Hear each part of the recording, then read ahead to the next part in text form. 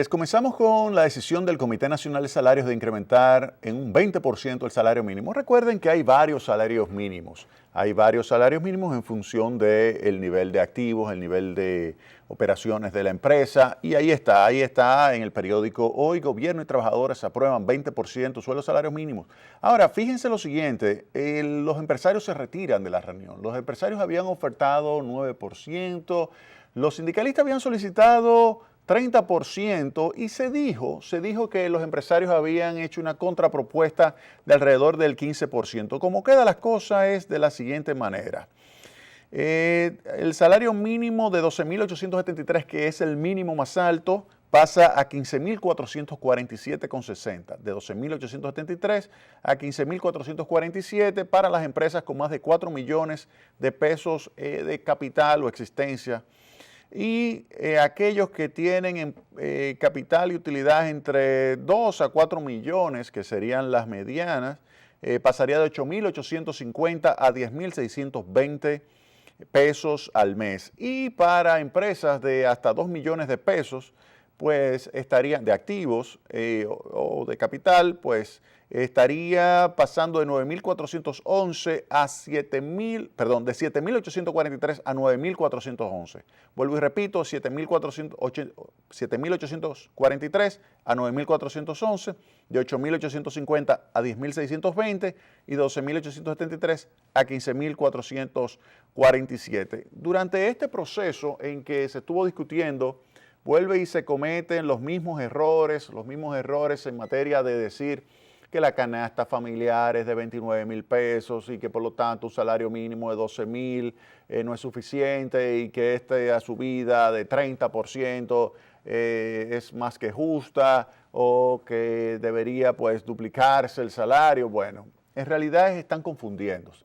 Se confunden con el hecho de que una cosa es la canasta familiar. La canasta familiar es lo que usted gasta, y eso se calcula para toda la población. Para toda la población se calcula la canasta. Eso se levanta, esa información, en base a una encuesta nacional de ingresos y gastos.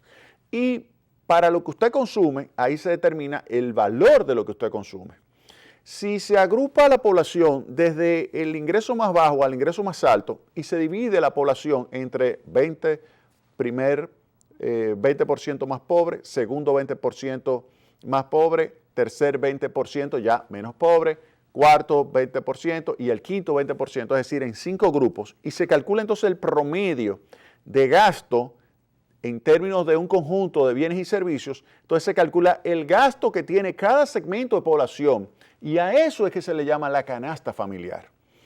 ¿Y cuánto representa ese 29.000 pesos? Miren, ese 29.000 pesos es el nivel de gasto que tiene el promedio de la población. Un promedio que se calcula en base a esa encuesta nacional de ingresos y gastos y que está más cercano a el quintil 4. Quintil 4, recuerden, primer quintil, 20% más pobre. Segundo quintil, el segundo 20%. Tercer quintil, el tercer 20%. El cuarto quintil, ahí usted toma lo que sería el promedio de consumo de ellos, y ese promedio es el que hace los 29.000 pesos, específicamente 29.73. Yo voy a subir luego, esto que estoy diciendo acá, lo voy a subir, esa relación entre la canasta familiar y el salario mínimo. ¿Eso qué significa? Que no es que hay que subirle a 29.000 pesos a los trabajadores porque la canasta es de 29.000, no, porque eso, quien consume eso está en el quintil 4. Ese no es pobre. Si nosotros pudiéramos, como país, como sociedad, tener un salario mínimo de 29.000 pesos, colocaríamos a todo el mundo en una estructura de consumo como lo tiene el 80% de la población. Oigan bien, el que está en el quintil 4 está entre el 60 y el 80%. Ahí colocaríamos a todo el mundo. Y uno dice, ¿pero eso es posible? Claro que no. Claro que no. Y yo he escuchado a muchísimos analistas, muchísimos políticos, muchísimos empresarios discutir, no, que la canasta familiar es 29.000, pero... Y yo digo, pero es que esas son cosas diferentes. O sea, esa no es la línea de pobreza.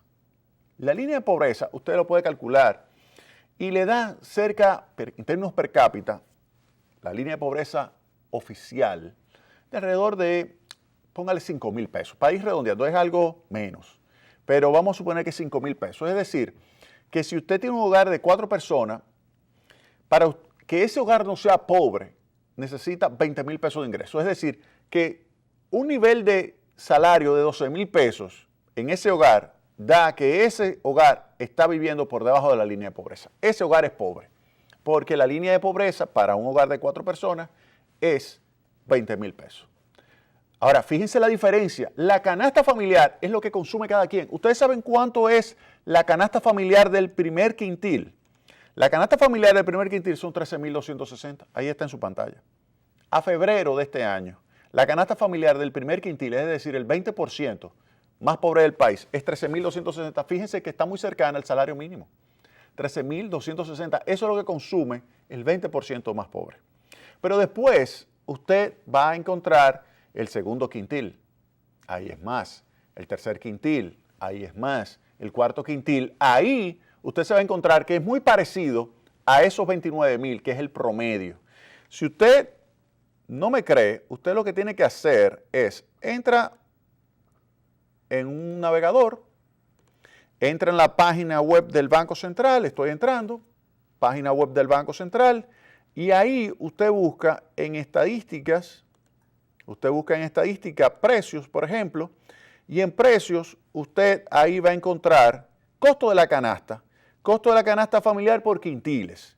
Ahí usted le da acá, táquete, y le va a bajar un archivo. Ese es un archivo que baja en Excel, y ahí usted va a encontrar los diferentes costos de la canasta.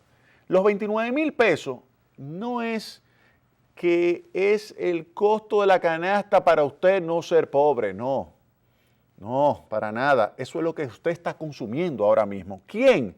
Bueno, cerca de el que está en el 80%, entre 60 y 80. Fíjense acá. Miren aquí. Primer quintil, tal como le dije, 13,260. Segundo quintil, 18,951. Tercer quintil, la canasta familiar, 23,264. El cuarto quintil, 30,000. Fíjense lo que le estoy diciendo. Está entre el 60 y 80%. Ese es el cuarto quintil. Y el quinto es 59,420. Es decir, el 20% más rico, lo que gasta al mes, es 59,420 pesos. Eso es lo que gasta ese quintil. Y la nacional es 29,000. Fíjense que la que está más cercana es esta. Es decir, que la nacional, que es un promedio, esa nacional, que es lo que gasta en promedio la población, es de cercano a lo que está gastando el 60 al 80% de la población. Esa población que está entre el 60 y el 80, ahí, ese grupo, después de yo haberlo ordenado, el primer 20%, el segundo 20%, el tercer 20%, el cuarto 20%, ahí estoy entre 60 y 80. Ahí, ese me gasta 30,000.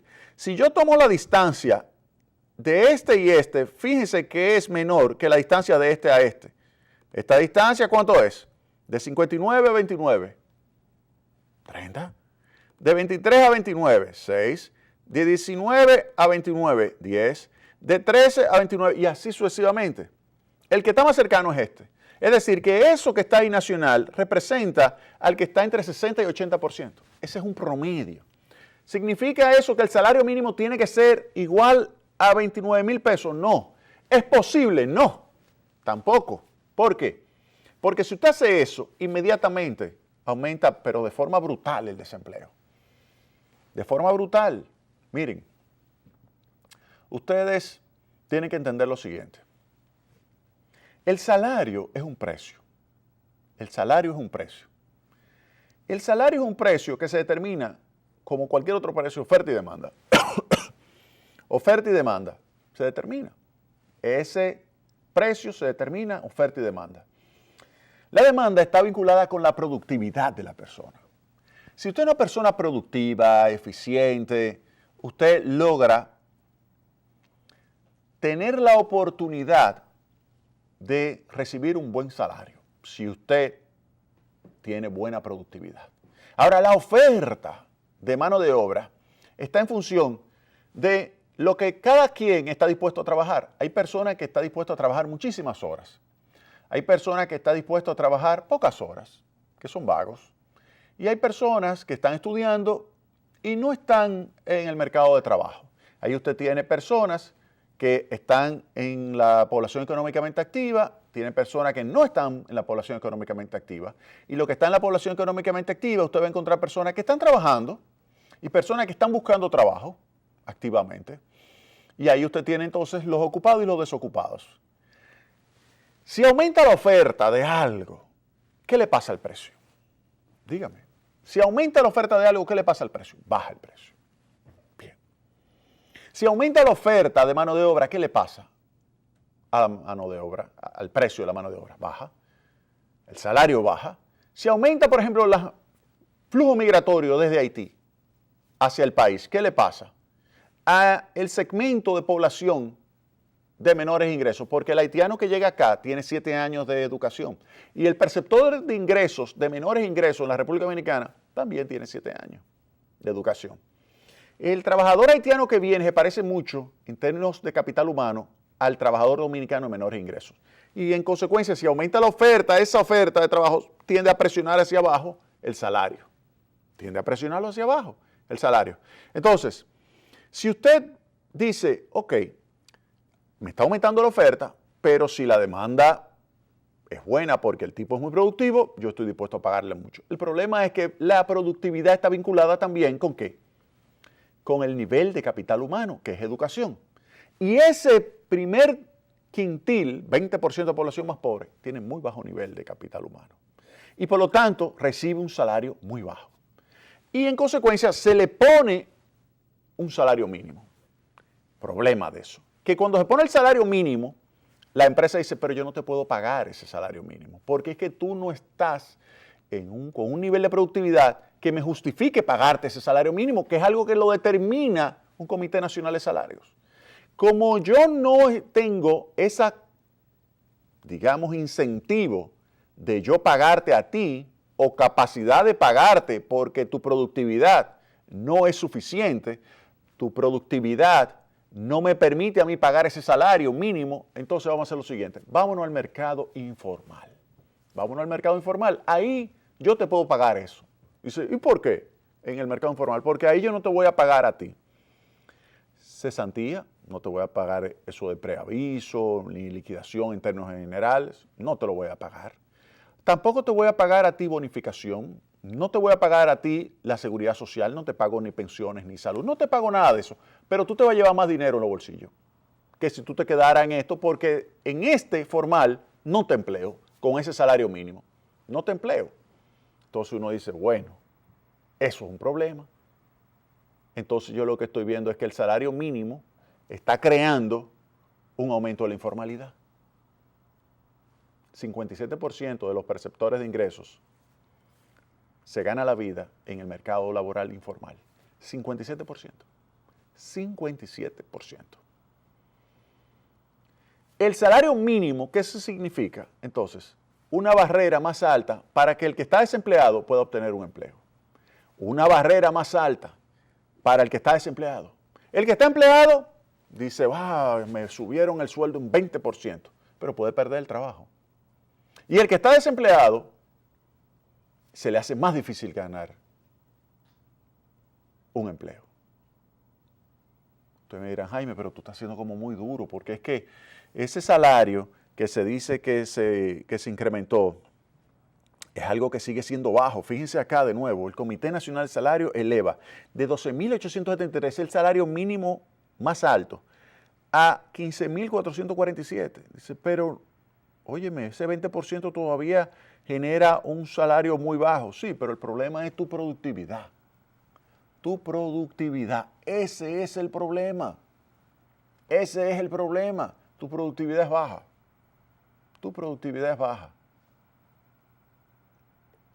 Ese es el problema con el sistema educativo dominicano. Nosotros lo que estamos creando aquí es una gran cantidad de personas que lo que tienen es un nivel de primaria a secundaria, de mala calidad. Primaria a secundaria, de mala calidad. Y una persona con primaria y secundaria, difícil que gane más que eso. Difícil. Difícil, difícil. Y si gana eso es en la informalidad, usted dice, ¿cómo? Claro, porque me estoy ahorrando todos los otros gastos.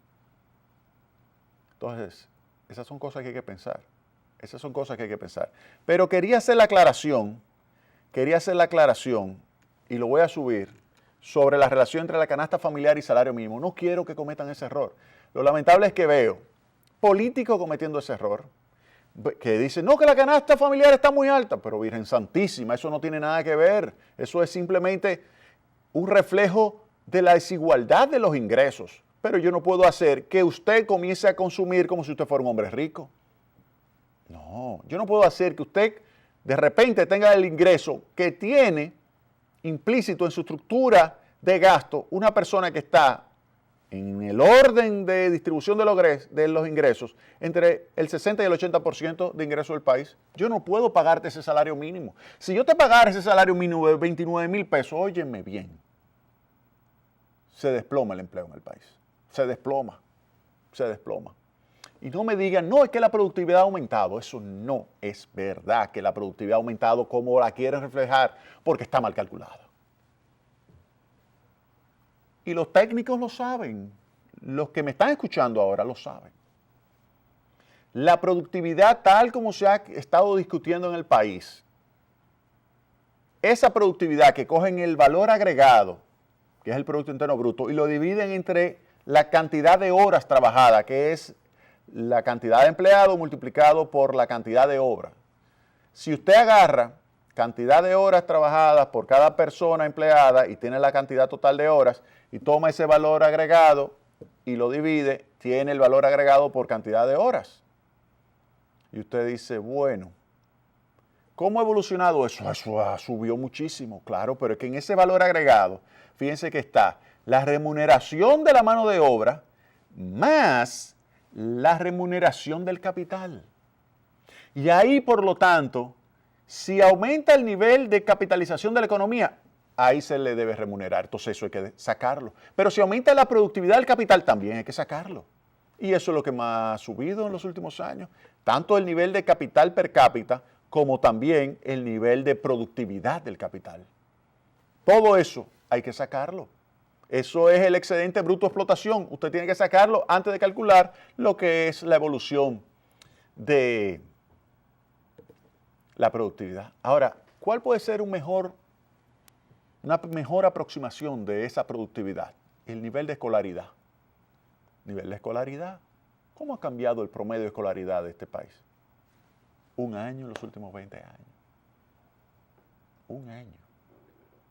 1 año. Coja el nivel de escolaridad hace 20 años y compáralo con el nivel de escolaridad promedio. Ahora, 1 añito, 1 año y medio. Por género puede haber una pequeña diferencia. Óiganme. Y eso es aumento de productividad. Hay un problema. Tenemos un problema. Tenemos un verdadero problema. Entonces, le doy esta información. Porque yo sé que hay muchas empresas pequeñas y medianas que van a tener problemas con el 20%. Muchísimas. Esas que dicen, no, pero que esas entran acá de 7,843 y van a pagar 9,411. O esas entran acá que tenían 8,850 y van a pagar 10,620, que serían las medianas. El problema es que las condiciones son ya condiciones que se han quedado muy atrás para ser categorizadas o clasificadas como pequeña, mediana o grande. Ya cualquier cosa es mediana. Y eso hace que entonces se coloquen en unos salarios altos para esa empresa. Para esa empresa. Óiganme, ser empresario no es fácil. Ser empresario no es nada fácil. Nada fácil, nada fácil. Hay que ver las dos cosas. Hay que ver las dos cosas. Ser empresario no es fácil. Tomar esos riesgos no es nada fácil. Nada fácil, nada fácil. Para mejorar los salarios, vuelvo y lo digo, aquí lo que hay que mejorar es la productividad. Y para mejorar la productividad hay que mejorar la escolaridad de la persona. La escolaridad. Tenemos que mejorar eso. Vámonos a la pausa.